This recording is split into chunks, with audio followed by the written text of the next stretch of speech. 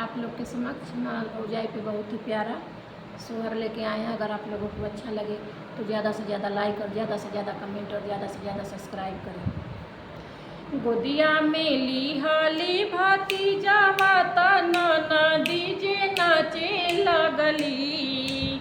गोदिया में ली हाली भाती जावा तना डीजे नाचे लगली। भौजी दे तू सोने के कंगना माता का जरा लगाई देती हो।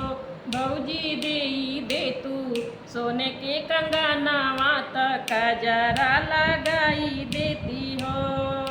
भीतर से निकलेली भाभी बिरह बोलिया बोलेली हो।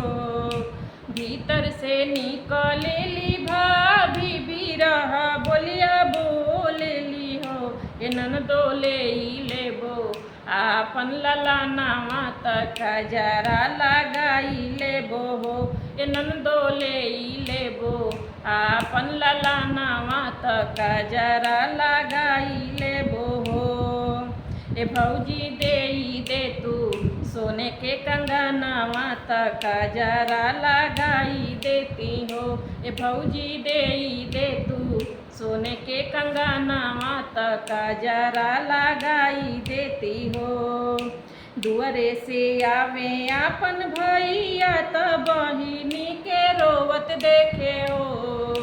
दुआरे से आवे आपन भैया त बहिनी के रोवत देखे हो। बहिनी लाली लाली अखिया देखावेली भैया खिसियाई बोले हो। बहिनी लाली लाली अखिया देखावेली भैया खिसियाई बोले हो।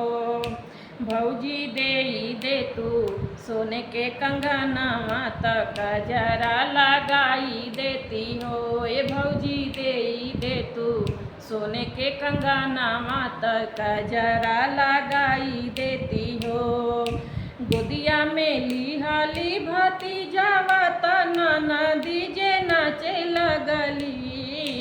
गोदिया में ली हाली भाती जावा तना डीजे नाचे लगली। ए भौजी दे तू सोने के कंगना माता का जरा लगाई देती हो। ए भौजी दे तू सोने के कंगना माता का जरा लगाई देती हो।